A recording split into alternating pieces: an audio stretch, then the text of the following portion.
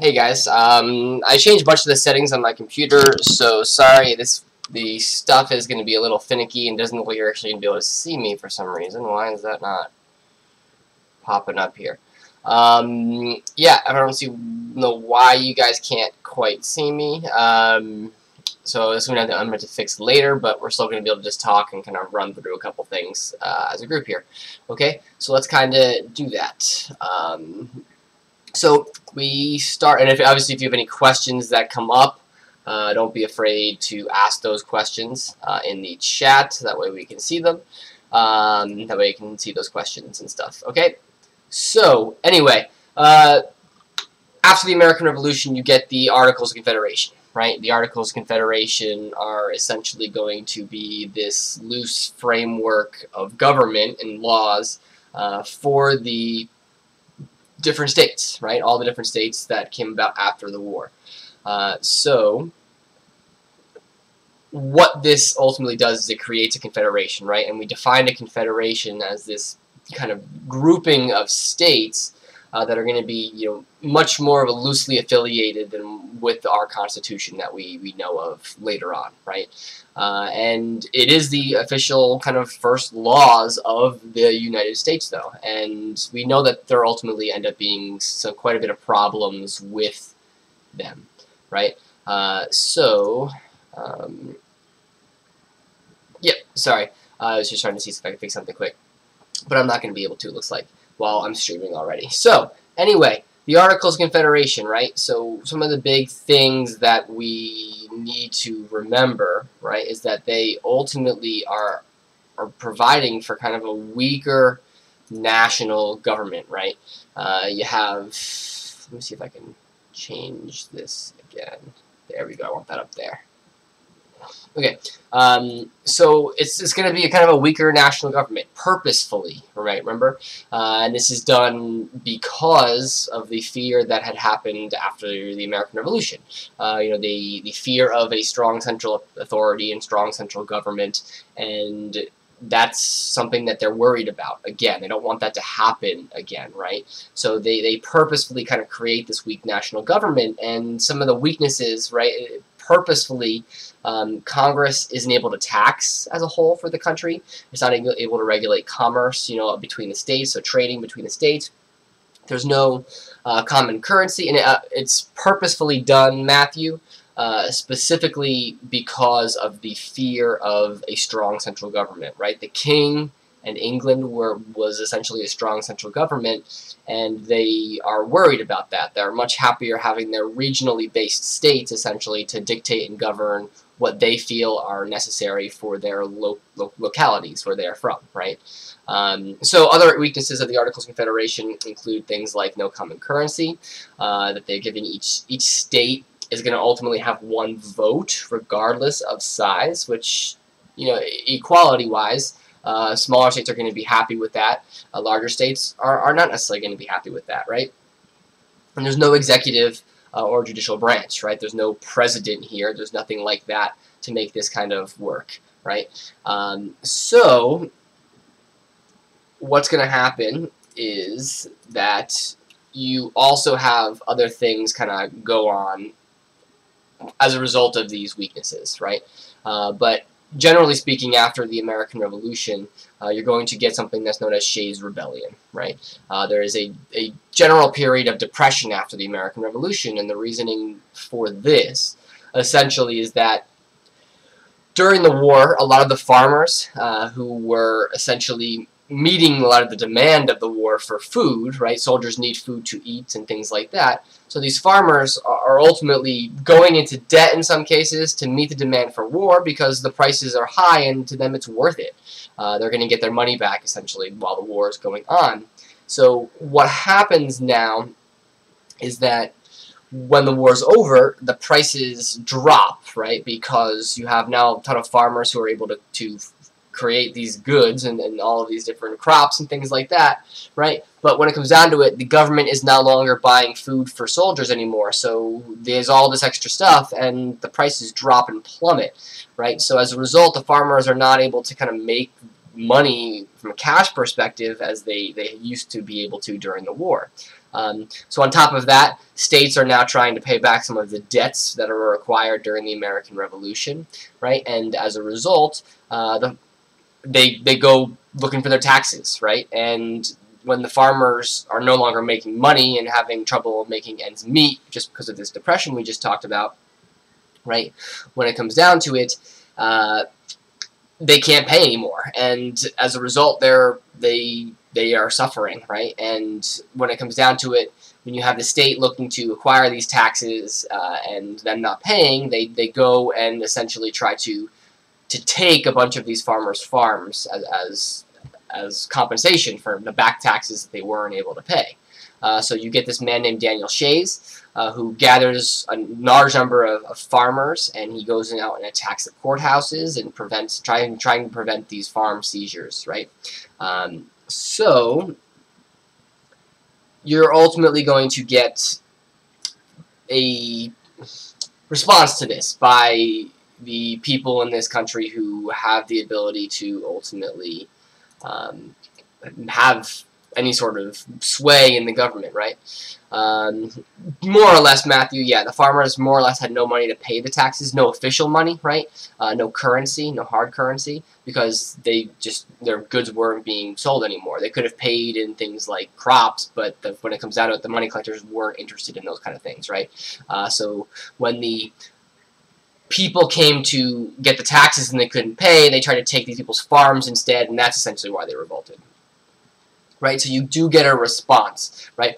Ultimately, Shays' rebellion proves a lot of the weaknesses of the Articles of Confederation. The fact that the states could not kind of respond to this adequately and quickly enough, and you needed a whole private army to essentially stop it, right? So there's a lot of questions that were happening after that point, right? So how can we solve this as a country? The big interest, the money interest, they were worried about that, right? They had just spent a lot of money on the revolution, a lot of time, effort, and all that kind of stuff, and they didn't want to see this country kind of fall apart so quickly after the fact, and they did realize that they needed to kind of revise the Articles of Confederation, so they called a whole new convention, the Constitutional Convention. It ends up being in Philadelphia in 1787 to kind of revise these, and ultimately you get a whole new convention to create a whole new document, right? So that is a relatively important thing because it's where we get this now Constitution, right? And George Washington is going to be a big name. He's the president of the convention, right? He's going to preside over the convention.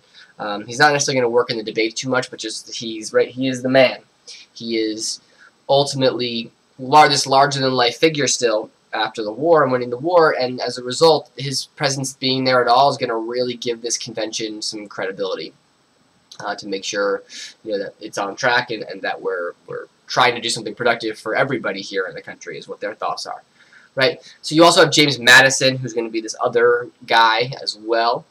James Madison is important to understand because he is the father of the Constitution. He is this political philosopher who's going to really take part in the debates, and he's also going to... I don't know why I can't move this up now. I was able to just a second ago.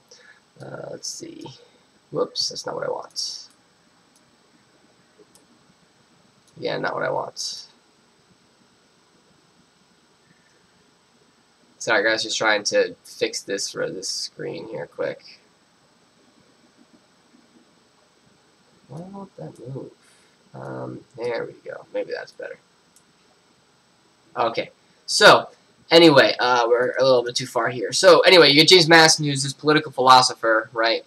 Who is ultimately going to be a big part of this because he is part of the... he's just part of the SOL, right? He could be on the SOL. He's a Virginian and he's important.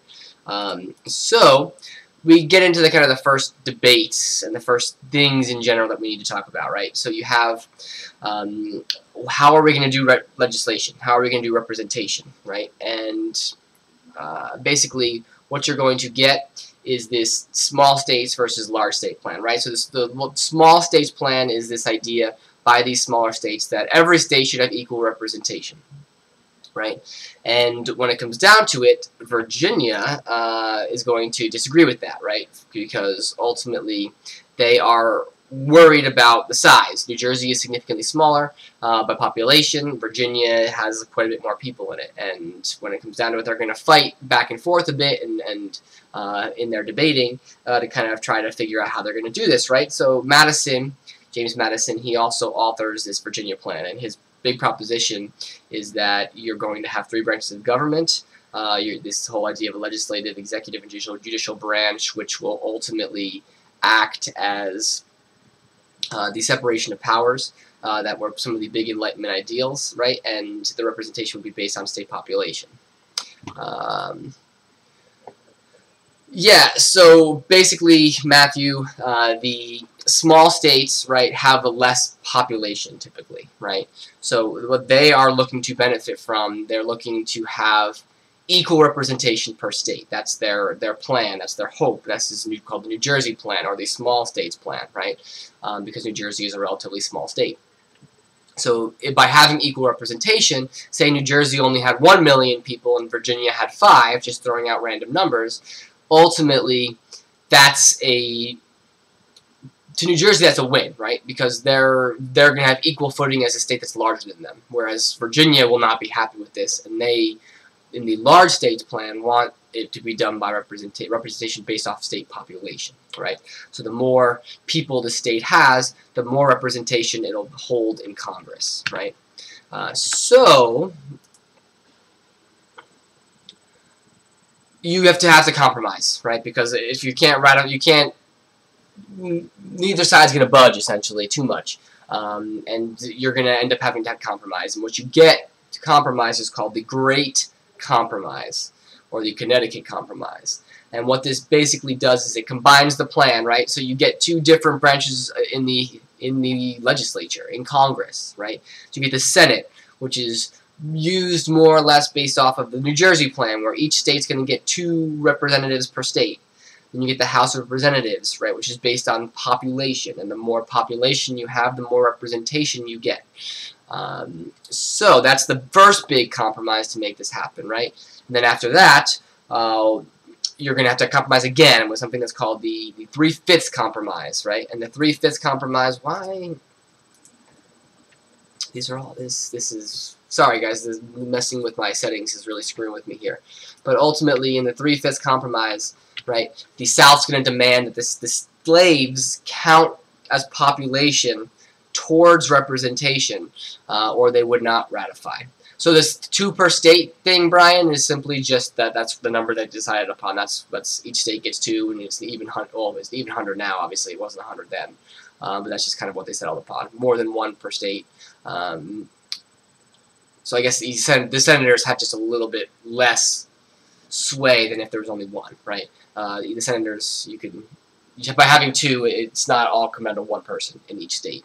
But the 3/5 compromise is important, right? Because when it comes down to it, right, the South would never have ratified it without this, right? They need those slaves to count because they ultimately want more representation, and when it comes down to it, you need a certain number of the states to ratify the Constitution for it to go into effect. So this is the other compromise, right? That we get the slaves counting as 3/5 of people. So every 5 slaves, 3 are going to count towards population, and that population is representing for the representation in Congress. Okay, and obviously the North is not going to really want slaves to count. The South is, because they have a lot more slaves, and that's how you get that to compromise again, right? So we get the Constitution, right? And the Constitution as a whole is the supreme law of the land, right? And when it comes down to it, federal power and federal government is specifically listed in the Constitution, the powers of the government. So if things are not mentioned, right, the states, it comes out of the states, right, and that's kind of how we are a union of states, right, where we are one country, of course, today, more so, especially than back then, but, there is still powers that the states have when the federal government doesn't dictate things, right, and the Constitution, the big thing, and the Articles in the beginning of it, is the creation of branches of government, right? The three different branches we just spoke about for a second ago. You have the executive branch, you have the legislative branch, you have the judicial branch, right? And the executive branch enforces the laws, right? You have the office of the presidency and all his cabinet, the secretaries, and they are the enforcers, right? They are the ones that prosecute laws, the Justice Department and things like that. But they're the ones that, force the laws and make them happen. Then you have the legislative branch, which is the ones that are creating the law. The legislative branch is Congress, right? It's the Senate. It's the House of Representatives we just talked about. They're the ones that we have the whole bill of law process we talked about in class the other day, right? So then you have the judicial branch, and the judicial branch's rule, what they are aiming to do is interpret the law, right? And ultimately we know with the Supreme Court cases and judicial review that when it comes down to it, the Supreme Court has the last say on whether or not a law is constitutional or not, or any actions essentially by the executive branch or the legislative branch if need be. And the whole idea of having the system of checks and balances, right, it aims to avoid a too powerful of a central government by spreading all that power around to three different branches, right? Does that make sense? Hopefully. So you're going to get two different types of people as well. You're going to get what's called the Federalists, and you're going to get what's called the Anti-Federalists. And the Federalists are people that advocated for the Constitution. They are people that are advocating for a stronger central government, right? Because they feel the central government is beneficial and useful to us, right? They promote things like public improvements and things like that. Right, this is kind of more in lines with democratic type thinking today, with having a government that's, more present in our lives, essentially. So then you have the Anti-Federalists, right? So wrong spot. The Anti-Federalists, they are kind of opposite. It's more of a conservative line of thinking today, right? And this is based off of kind of an innate fear of a central government and a stronger central government, right? And that ultimately they wanted the power to mostly be with the states.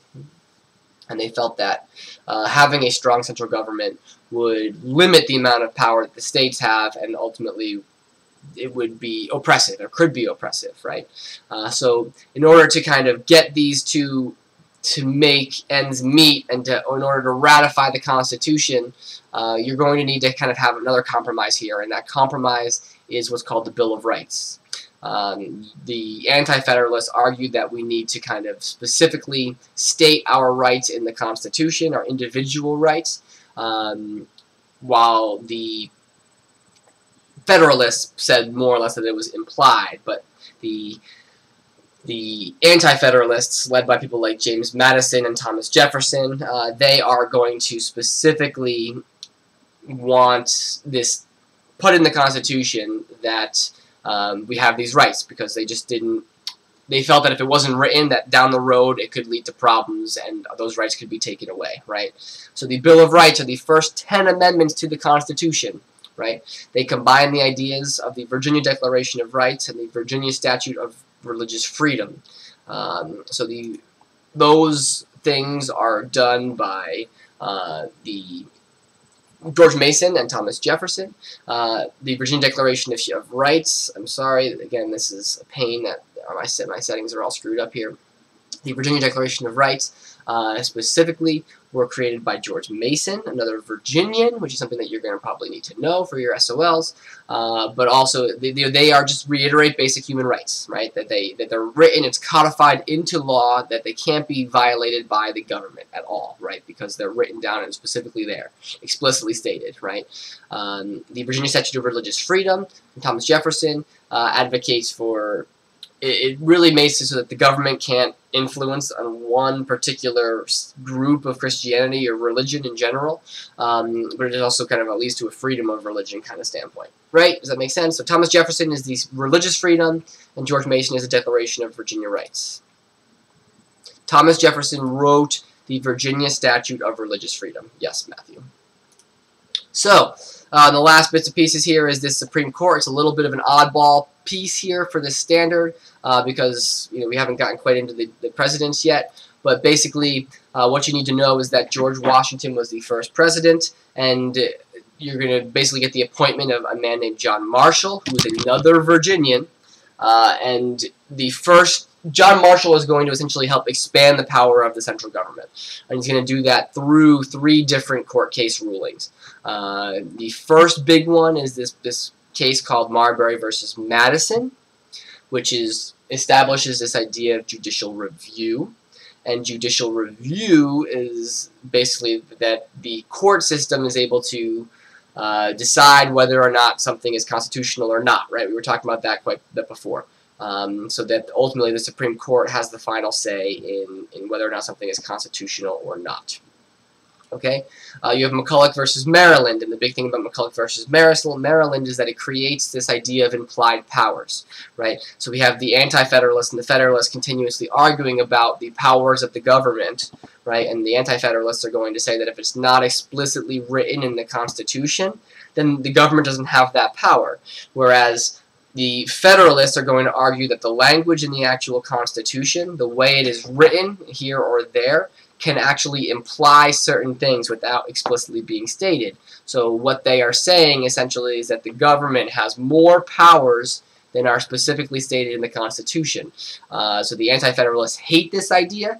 They don't like it. They want to fight it. But when it comes down to it, John Marshall is going to kind of marshal in this idea of implied powers by accepting this ruling, essentially. And the last one is this Gibbons versus Ogden. I'm sorry I can't scroll my screen down any more than that. But Gibbons versus, yeah, definitely can't. So Gibbons versus Ogden. The big thing about that is it's a case that deals with interstate commerce. That's not really the big deal. The big deal is that it's going to ultimately ensure that federal law supersedes state law whenever there are similar situations going on, right? And that's important. That's a big thing today, right? That the federal law trumps state law.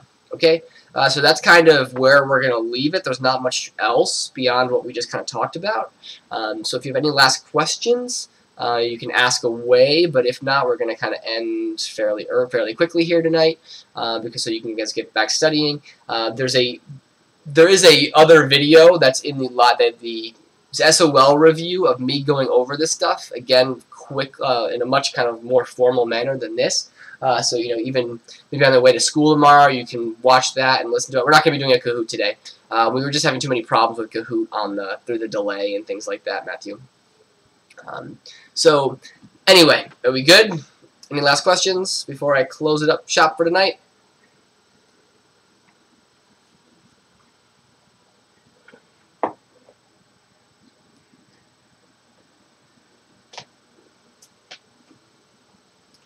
Alright guys, I hope you have a good night. Good luck with your studying. See you guys all tomorrow.